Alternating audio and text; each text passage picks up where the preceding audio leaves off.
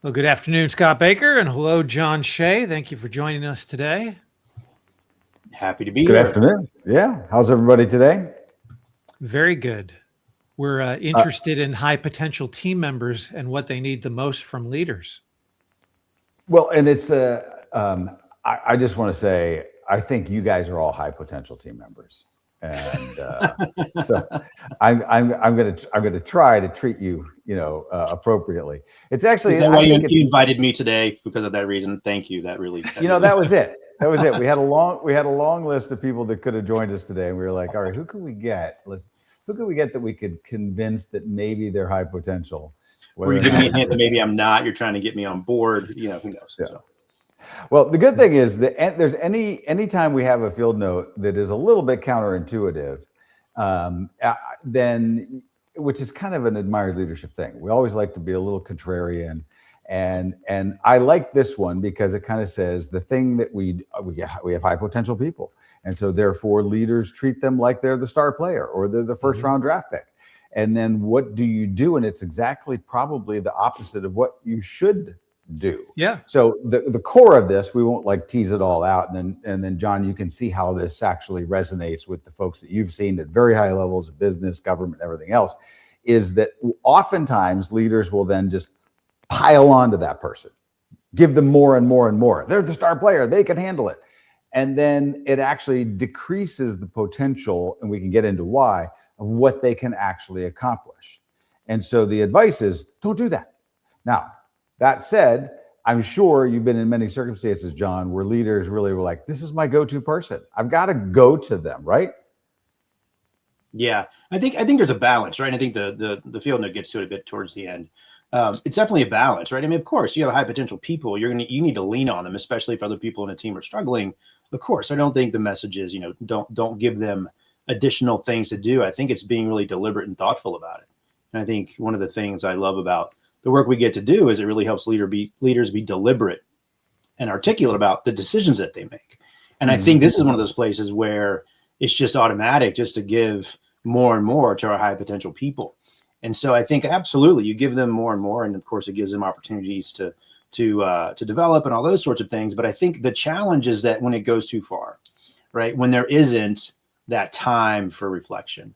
And I think that's one of the key things that I took out of the field. And I absolutely love this one today is that great leaders are deliberate about providing reflection time to their people, right? Giving them the space to be reflective about what they're learning. And I think that's the nugget that was like, oh, that's so true.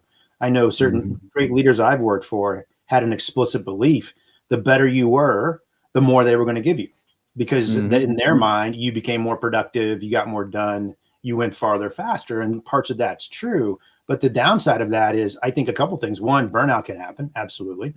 Two, people get going so quickly, they get repetitive, and there isn't this evolution and learning and growth and finding new patterns.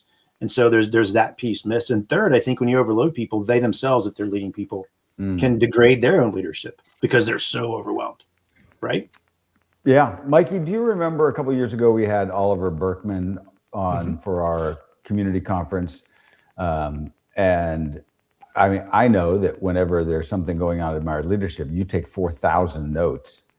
And Oliver Berkman was like, don't do that. And his point being, it's a similar point, which he says, oftentimes you as the high potential person will think, I've got to be in box 0. I've got to do this. I've got to do that. And we go manically through our day trying to kind of like check off everything. And he goes, well, what actually happens to those people? We just pile more and more on them. So they never actually get clear. It gets worse and worse. And so that the more that you dig into that, the worse you are. And Berkman's like, you got to get off that train. It's actually it's actually detrimental to your actual productivity. Cal Newport says a lot of the same thing. Do you think that resonates as kind of a day-to-day parallel of what this is saying about how leaders treat their high potential performers? I think it does, because it's a trap that shows up everywhere, doesn't it? I mean, it's not just large organizations, even like a team of 6 or 7, it has a tendency to show up there as well. And it shows up even like my best behaved kid is the one that I want to give the kind of chore to who's just not going to give me a hard time about it, right? I just need to get the chore done, right? So me and kid number 3 is going to do it because kid number 3 just is easiest to work with, right? So there's this natural trap that shows up everywhere, and you really do. From what John said, like, you have to be intentional about understanding that it's not about productivity, right? Which is where the capacity word kind of comes up for us. If all you're thinking about is the efficacy, how easily or quickly we can get things done, then you stop thinking about people for the sake of their own development, their leadership development, their ability to produce over time. We're just thinking about right now. So it takes a really introspective leader to, on a day-to-day basis, remember what the things that they're doing on a 10-year plan, on a right 10-year scope. Yeah, it's like you've confused busyness and output for actual growth. And leaders are always like, we got to get this stuff done, but you're kind of getting in your own way.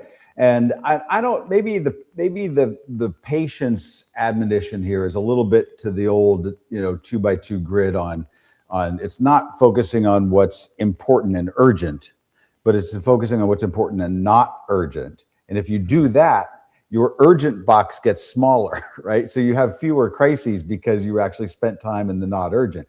So you're kind of asking leaders to do the same thing with their top people. They are very important to you and their growth is very important, but you're going to have to take a little pause sometimes to kind of create that environment to let them actually breathe on the things that aren't urgent.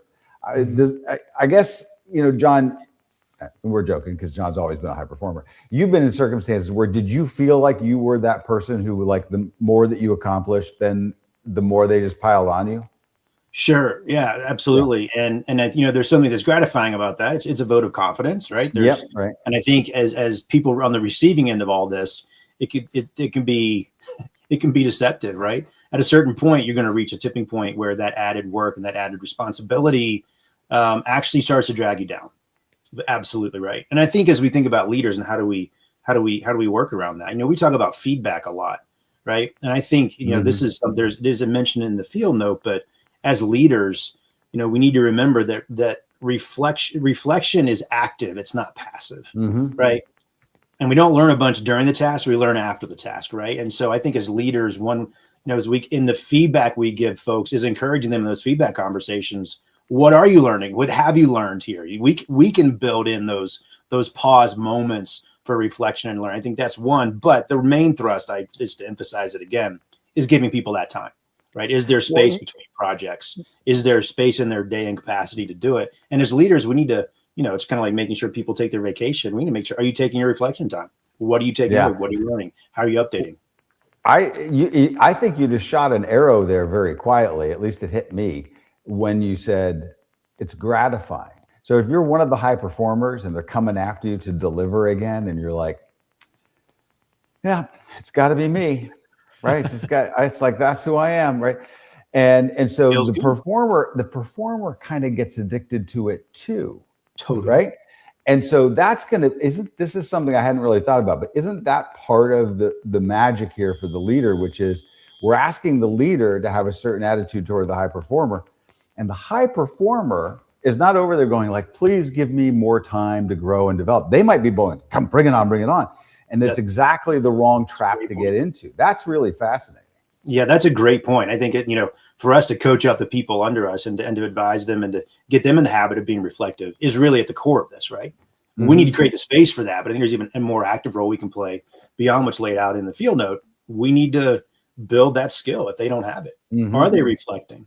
And the magic is in the reflection. It's where we learn. And again, getting in our conversations with them, driving them towards that, but giving them specific, deliberate and explicit time. One of my favorite phrases that leaders can do, not a behavior, but just a mindset. Great leaders are often making the implicit explicit. And leaders often assume that people are reflecting and learning. I'm getting all this stuff. Hey, they're doing great. They're knocking these projects out of the park. They're learning a ton. They're growing great. Are they? Are they taking the time to do that? Implicitly, we believe it, or we're making it explicit that that's also an expectation. I think it's a great question leaders need to ask. Scott Lavelle put in our comment section today a quote by Amos Tversky. You waste years by not being able to waste hours. But permission to waste hours Hmm. is the hard part here. Like not just for the leader to give it, but as you guys are mentioning here, for the high performer to actually take it, because they feel Yeah. like they're living up to a productivity model of how they work, that it looks lazy for them to be in their office doing nothing for 2 Yep. hours, right? And I don't want to look lazy because then my whole reputation as being a high performer is at risk. Mhm. And so they end up even I've seen it, and I probably have even experienced a little bit, right? If you do have that kind of thing where you're going to go out and reflect, you kind of try to hide it because you don't want people to know. You don't want to have to explain yourself, right? How you're doing it. Like if you have this practice, it's kind of difficult to explain to people the Mhm. meditation that you're doing or the reflection time that you're taking, or just giving your brain room to, like, you're going for another walk. Like what is that about, right? Yeah. And it feels unproductive, but that sometimes is the best choice that you can make. Like how else do you end up doing it if it's not more looking like going for lots of walks? Yeah. Yeah. Well, the field note even says the idea that growth happens sort of between the tasks, which kind of Yeah. echoes you've heard the phrase about music, that it's the space between the notes that makes the Right. music, or whatever you want to look at. And I think there really is something to that, and we've made fun, Mikey, it's been a while, of the meme that kind of went around a couple of years ago, and a football coach saying to his team, are you willing to sprint when the distance is unknown? Everybody's like, yeah. You're like, try it. It's not going to work very long, right? And Naval, kind of saying it's not that it's this long marathon. It's a marathon of sprints. Like lions sit there for a long time in the shade, and then they sprint to make the attack. So we have to kind of find that place where it's not just, I'm mixing a bunch of metaphors, but it's like, you go in the gym, but you have to have rest, in between these things. But it's not like looking at the rest or the gap as the downtime. It actually is the essential time. And Right. There's a process that happens in that time. And you just, as leaders, you have to be kind of building that in. I just think it's a great field note, because it's something that probably very few leaders think about day to day, and certainly haven't put into practice in any practical way into the schedule of how they deal with the top people on their Right. teams. Yeah. Now, Phil asked in our chat, and I think we should probably throw this to John. So what signals indicate someone needs space rather than a stretch, right? And so there's times in both. So is that something that you look for in signals, or is that something that you end up just building into an overall schedule? How does that actually work, if you're concerned about that? I do think it's important. I'm a big fan of forcing mechanisms. I would build these reflection points into certain points in one-on-ones. But I think the really interesting question is, what are the signals? I think, as alluded to a bit in the field note, when you see someone really not updating their patterns, it's maybe time for pause.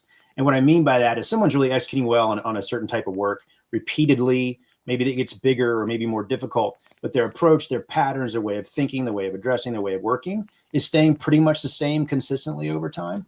Then it's not demonstrating that they're learning and growing and evolving. Right. And I think that would be it. Right. I think about, I did a lot of work in the consulting world. There's projects are unique in some ways, but in a lot of ways are the same. And looking back, I can see where I certainly would kind of get stuck in a rut of, it's not rinse and repeat, but I'm not sure my patterns were evolving, how I was managing the team, delivering the work, managing the clients, whatever.